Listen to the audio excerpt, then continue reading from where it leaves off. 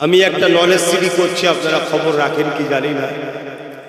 ফুরফুরা শরীফে 100 বিঘে জমির উপরে পীর আবু বকর সিদ্দিক মুজাদ্দিদুজ্জামান আওলাদ রাসূল দাদা হুজুরের স্মৃতিতে একটা নলেজ সিডি তৈরি করছি 100 বিঘে জায়গার উপরে, জ্ঞানের শহর। সেখানে স্কুল চালু হয়েছে, 4 থেকে 8 ক্লাস পর্যন্ত চলছে, বাংলা মিডিয়াম। 2027 থেকে আমাদের টার্গেট আছে ইংলিশ মিডিয়াম স্কুল ও গার্লস স্কুল চালু হবে। আপনারা সকলে যোগাযোগ রাখবেন, বাচ্চাদের যদি পড়াতে চান পাঠাবেন, যোগাযোগ করবেন। প্রতি বছরে চেষ্টা করি 21শে অগ্রহায়ণ একটা ডেট রেখেছি, স্কুলের একটা প্রোগ্রাম, একটা জনসভা মতো করি আমি। সেখানে মানুষজন যায়, সহযোগিতা করে। গত 2 বছর করতে পারিনি, এবছরে করার প্রোগ্রাম নিয়ত করেছিলাম, কয়েক জায়গায় ঘোষণাও করেছিলাম যে 21শে অগ্রহায়ণ বছর করব। তারপরে আমার ছোট ভাই নওশাদ এমএলএ, জানেন তো নাকি, সে আমাকে বলল আপনি ঘোষণা করেছেন সব ঠিকই আছে, কিন্তু মানুষ এখন এসআইআর নিয়ে একটুখানি চিন্তার মধ্যে আছে। তবে আমি আপনাদেরকে বলবো এসআইআর নিয়ে বেশি টেনশন করে নিজের জীবনের ক্ষতি করে ফেলবেন না।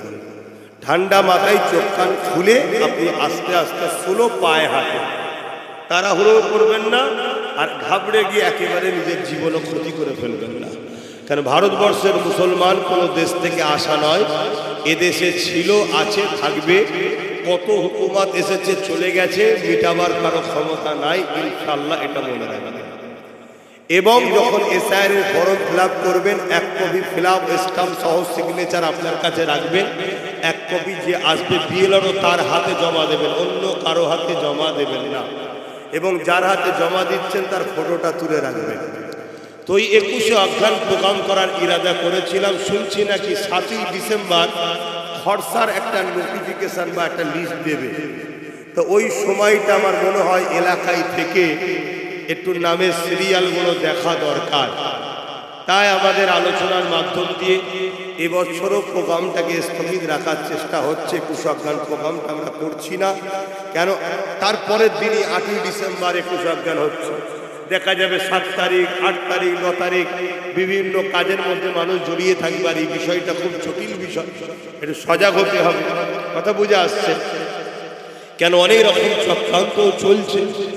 তবে মনে রাখবে, যদি এসআইআর এ কারো নাম বাদ যায়, এর জন্য কেন্দ্র সরকার যেমন দোষী, রাজ্য সরকারও সমানভাবে দোষী। কেন্দ্র সরকারও যেমন এসআইআর করছে, রাজ্য সরকার অর্থ ও অফিসার দিয়ে এসআইআর করছে, এটা মনে রাখবে। তাই সেই জায়গাতে কারো নাম যদি বাদ যাবে, ওই বিএলআরওর একটা কোনো ফটো, নাম, ফোন নাম্বার, তথ্য রাখবেন।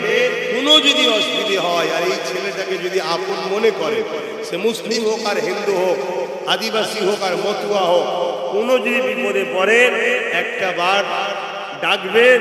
তার জন্য প্রয়োজন হয় সুপ্রিম কোর্ট যেতে হয়, যাওয়া হবে। কোনো জুলুমকে বরদাস্ত করা হবে না। কেন দেশ ভাগ করবে নেতাই নেতাই গদি নিবার জন্য, আর লাস্টে মানুষকে পেরেশানে পড়তে হবে, এটা মেনে নেওয়া যাবে না। তোমরা সব নেতারা সব যত ফেতনা লাগাচ্ছ, আর নিরীহ মানুষগুলো সব পেরেশানে পড়ছে, এ মেনে নেওয়া যাবে না। এবারে মানুষকে সংগঠিত হতে হবে, গরিবকে সংগঠিত হতে হবে। যে পাগলামি করবে তার পাগলামির ভূতকে নামাতে হবে মাথা থেকে। বলুন ইনশাআল্লাহ। তাতে আমার কোনো অমুসলিম ভাইয়ের উপরও জুলুম হলে তার পাশে আমরা আছি না নাই? হাত তুলে বলুন, আছি না নাই? এই মানুষের পাশে দাঁড়ানো, এটাও ইসলাম, এটাও ইসলাম। তার ধর্ম তার কাছে, কিন্তু সে মানুষ তো, তার পাশে দাঁড়াতে হবে। তো যাই হোক, এই জন্য 21শে অগ্রহায়ণ 8ই ডিসেম্বর পড়ছে। 7 তারিখে সম্ভবত খরচা একটা দেবে। সেই জায়গায় মানুষের কি হবে না হবে, এবং সেটা নিজের এলাকায় থেকে থাকা দরকার। কথা বুঝে আসছে? তারপরে যদি কোনো রকম সমস্যা হয়, তাহলে রাস্তায় নামতে হবে, আন্দোলন করতে হবে। তার জন্য মানুষকে প্রস্তুত দিতে হবে। এজন্যে আল্লাহ চাইলে নতুন বিল্ডিং, নতুন বাড়ি আর একটা উদ্বোধন হবে খুব শিগগিরই। সেই সময় ডাকবো, নলেজ সিটিতে আপনারা যাবেন। বলুন ইনশাআল্লাহ। পাশাপাশি আমি যদি ব্রিগেডে ডাকি বছরে, খবর পেলে যাবেন একটু? কি গো, যাবেন না? যাবেন না? হাত তুলে বলুন, যাবেন তো? নিজেদের অধিকারের জন্য নিজেকে যেতে হবে, অধিকারের জন্য যেতে হবে। মাথা যত বাড়বে ভিড়, দিল্লি তত কাঁপবে। ওয়াকফটাকেও তো বাঁচাতে হবে, ঠিক কিনা বেঠি? অতএব মাথায় রাখবেন, খবর পেলে যাবেন। তো যাই হোক, অনেকে মিথ্যা প্রচারও করে। আমার এই ভাইটা হাতে গেল, যে এসেছিল সেই ভাইটা কোথায় গেল?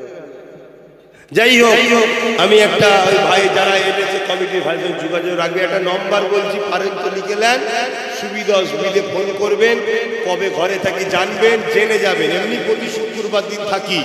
আর একটা কথা, প্রতি শুক্রবার দিন সন্ধ্যে 7টা থেকে লাইভে বসি, 7টা সাড়ে 7টার মধ্যে। মা বোন বাপ ভাই ওই লাইভটাকে ফলো করবেন, কোনো প্রশ্ন থাকলে করবেন, আমি উত্তর দেবো। কথা বুঝে আসছে? জলসায় সময় হয় না, ওখানে প্রশ্ন করবেন, উত্তর দেবো। নাম্বারটা লিখে নেন, 9830825982। আর আমার উলামা আলেম ইমাম ভাইদের বলবো, আসেন, সংগঠিত হই। অনেকে মুরগি পোষে চাল খেয়ে, কেন? মোটা তাজা করে সময় এলে, কুটুম আসলে জবাই করে খাবে। তাই আপনাদের ঘরে কেউ ভিক্ষা খাইয়ে ফাঁসাচ্ছে? সময় আছে, ভিক্ষা নয়, নিজের জায়গাতে এসে দাঁড়িয়ে যাও, নিজে সংগঠিত হও, নিজে ঐক্য হও, নিজের ক্ষমতা নিজে বুঝে নাও, নিজের যা চাওয়া পাওয়া নিজে লোবো, কারো ভিক্ষার উপরে তাক্কা করবো কেন? তো যাই হোক, আর কথা নয়।